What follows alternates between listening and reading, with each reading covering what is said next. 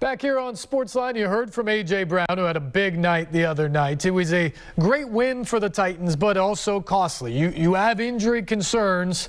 Taylor Lewan in the concussion protocol this week. Julio Jones, hamstrings at issue. Chris Jackson, Jeremy McNichols. On and on and on down the list of guys who are banged up, and you wonder what their availability is going to be. And then, of course, you have the two guys who were lost for the season Monday. Receiver Cam Batson, cornerback Caleb Farley. Mike Vrabel speaking with the media about the win, the effort of his guys, turning the page and getting set for the Chiefs quickly, and of course those injuries that this team is going to have to deal with at least for some time. With the number of injuries you had last night, what's the challenge now of having to do a quick turnaround for Sunday? Like it always is, find out who's available, who's going to be okay, and much of that we'll monitor throughout the week and see where guys are, and then, make sure that we have everybody that's on the roster, whether they be on the active roster or the practice squad, ready to go. Given the situation with Farley and Fulton probably not available, the next man up mindset, how much does that apply to Chris Jones, and what are some of the things that you like from him? Chris has been with us, certainly somebody that we'll look at.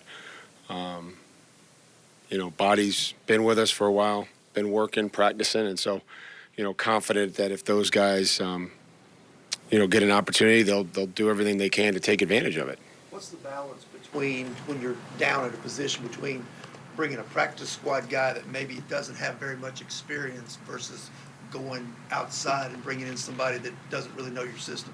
Yeah, I think that's the biggest thing is what have they been doing? Have they, how much work have they been putting in? Where are they at physically?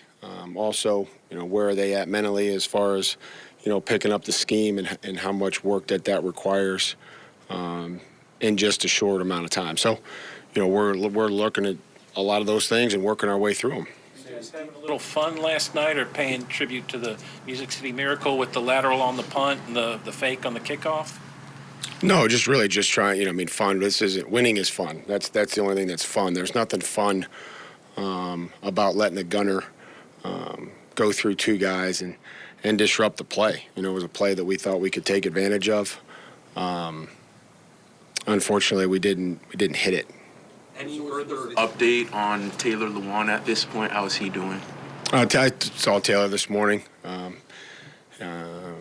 I would say all signs lead to him being in the concussion protocol. So I would say he's doing as well as he could be. But I saw him this morning. What on the returns you mentioned earlier, I guess was the idea that first one kind of set up the second one because you didn't throw it? No, one was on a kickoff, one was on a punt. We're just trying to create some big plays there and do something in the return game. What was going so well with the pass protection yesterday to keep Tannehill upright for pretty much the whole game? Just blocked inside out, ran him by on the outside. I think the our ability to run the football and our ability to work the play pass and play action pass game in the second half is something that was critical. So anytime we can do that and keep Ryan clean, that's a positive. And credit to the guys that were in there. What'd you get out of Avery Williamson last night? I'm sorry? Avery Williamson, what'd you get out of him? How'd he play?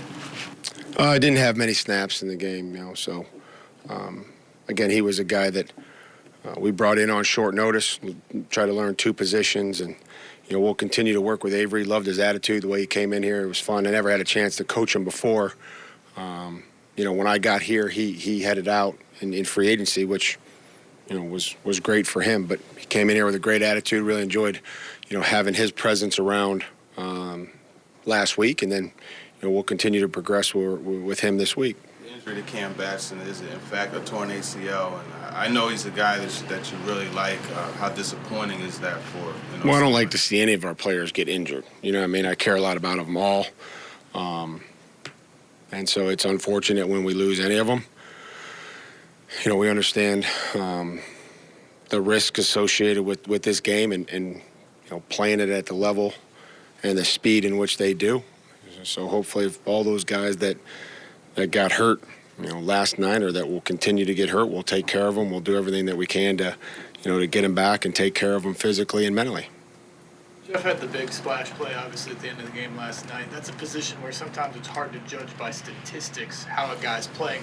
What has his impact been throughout the course of the season, and has he taken his game to another level in the last Well, I couple think he's still trying. I think there's things that we still, work with Jeff and show him on. But, I think his leadership, first and foremost, is something that's, been great.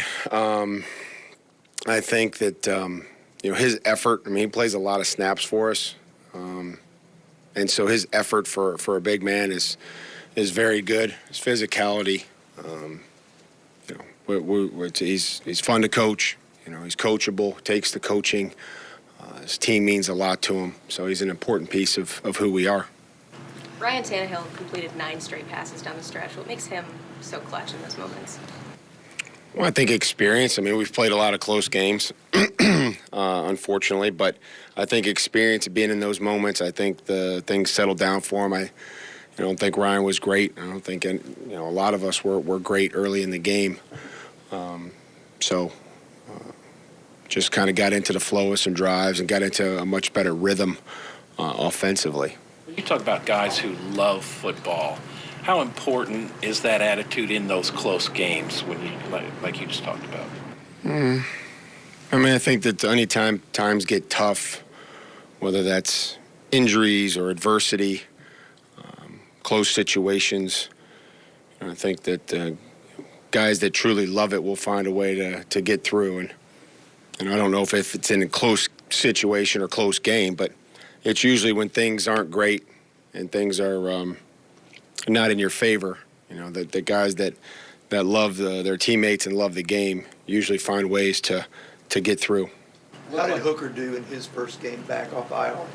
Good. I thought Amani was prepared. I thought he was active, and that's he was playing well before he got hurt, and hopefully we'll see him progress through the week without any setbacks after some game action. It looked like the front seven struck a good balance between affecting the pocket, affecting the quarterback, and preventing him from running, staying disciplined. What was your assessment of, I guess, the play on the quarterback? I thought it was okay. It was good at times, and then there were times, obviously, we talked about it, going to our left, or his right, and that's where he made plays, and that's where we, try to show him. I try to show him, when he goes out there to the right, it usually doesn't end in a positive play for the defense, and that was the case again last night. So, but there were other times where it was really good.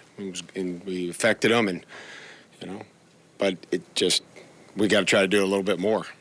Obviously, a lot of talk about resiliency last night. You guys won 13 games that you trailed in the fourth quarter over the last 3 years. Where does that start? Where does that come from? Just trying to put a group of guys together that care about each other, that don't panic, that understand that then you're going to play in some tight games in this league, and again the experience of it, the type of people that we have, the messages that we preach. It's a impressive, interesting stat. We'd like to not be down, but we certainly find ways to win and have a lot of faith in our guys to execute. Putting a 1 week at a time or one game at a time mindset aside, how do you look at these next 4 games? Because it seems like that's going to be like the toughest stretch on your schedule. And just looking at really today, our preparation, our meetings. Toronto, we'll figure out where we go after this week. We're home, against really one of the best teams in the NFL. However you want to, slice it. It'll be a huge challenge for us on a short week to get back, to get ready. To play an explosive offense and, a defense that is going to be, geared up, ready to try to stop us. Was this stretch one that you guys kind of circled and looked at? No, I don't circle any games. They're all in the same color. Some are on the road, some are at home, some are on Monday night, some are on Sunday, some are on Thursdays. What's your level of trust in? Other than I think we go to Boston around Thanksgiving because Tyler's home. So I did look at that one. What's your level of trust in Westbrook Akine at this point after he steps up again? The same way it was last week and the week before, and just kind of expect him to do his job, and he's done that. And went in there, got key blocks, had some key catches, plays on special teams for us. How do you describe David Long's growth curve so far? Plays with a lot of energy, plays with a lot of speed, quickness. It's never going to be perfect in there, but David shows a sense of passion and love watching him play. Throws his body around, and so do all guys, all the guys out there. So I think he's getting more comfortable each and every week. Saw him blitz and affect the quarterback, and saw him do some things. And obviously there'll be some plays that we have to coach up and that he'd like to have back, but he's very active. You feel like with Julio, is this kind of going to be what you expect? That maybe he's good enough to go full games. Maybe there are going to be some games where, that the hamstring keeps him out a bit. And we'll just take it day by day, see how it goes tomorrow. What's it like winning a game like this as head coach versus maybe as a player? Any different? You get the next day off if you're a player.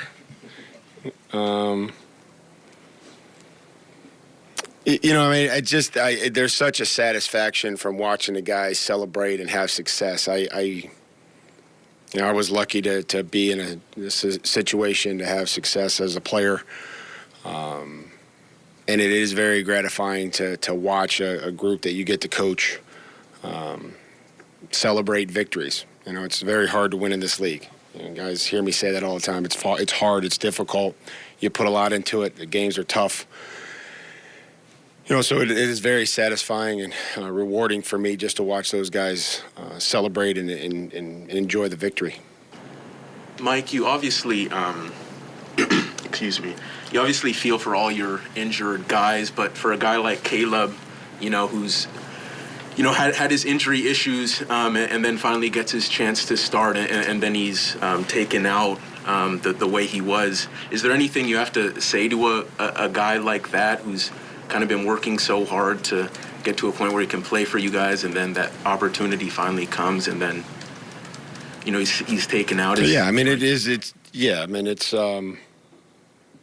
It's unfortunate when any of them get injured, and I know, and I'm very aware, as we all are, of Caleb's history.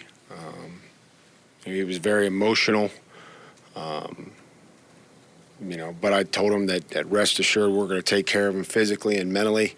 I think that's the biggest thing probably is when you're dealing with some of these injuries is the mental approach that you take, about willing to talk to people and be willing to let people help you that have either been there or that can help you through, because there's going to be it's going to be a long process, and and I'm confident that he'll be back better, stronger.